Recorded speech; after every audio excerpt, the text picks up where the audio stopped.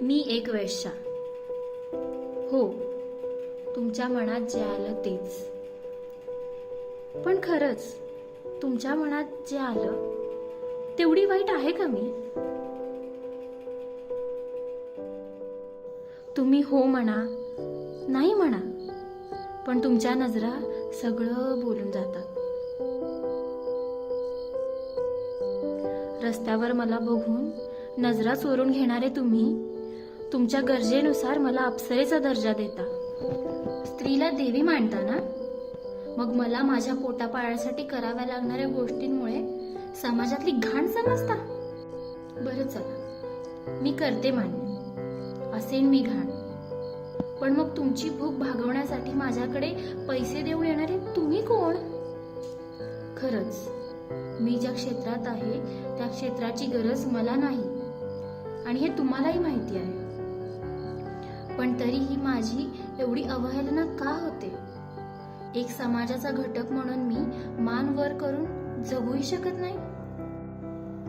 चार भिंतींच्या आत आमचं काय ते जग, पण ते जग सुद्धा आमचं कधी नव्हतं आणि नसेलही. काही पैशांच्या मोबदल्याखातर आम्ही आमचं सर्वस्व त्यागतो, किंवा असं म्हणा ते त्यागावं लागतं या समाजासाठी, तुमच्यासाठी, आमच्या पोटासाठी. आणि त्यानंतर होणारा अपमान, अवहेलना आणि तुमच्या त्या जीव घेण्या नजरा, हे सगळं काही सहन करावं लागतं आणि मन मारून मारून मारून जगावं लागतं. तुमच्या आयुष्यात असणारी स्त्री आणि मी काही वेगळ्या नाही, पण तरीही आमच्यात खूप दरी आहे, कधीही न मिटवता येणारी दरी. माझी समाजातली जागा, तुमच्या मनातली जागा, तुमच्या त्या नजरेतली जागा कुठे आहे हे मला ठाऊक आहे. तुम्हाला काय वाटतं? एक स्त्री म्हणून, एक मनुष्य म्हणून माझ्या काहीच अपेक्षा नसतील, माझी काहीच इच्छा नसेल? हे सगळं मी हौसमौज म्हणून करतेय? नाही, हतबल आहे मी.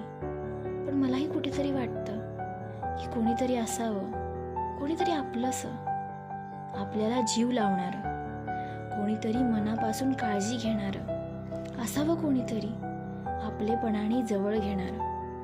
त्याच्या स्पर्शात वासनेचा मोह असेल तो फक्त आपलेपणा, निखळ प्रेम आणि काळजी. नुसता विचार जरी केला ना तरी गलबलून येतं.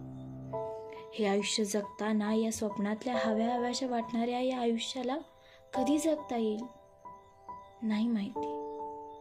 पण मनात कुठेतरी खोलवर हे माहिती आहे की हे स्वप्न या जन्मात तरी पूर्ण होणार नाही.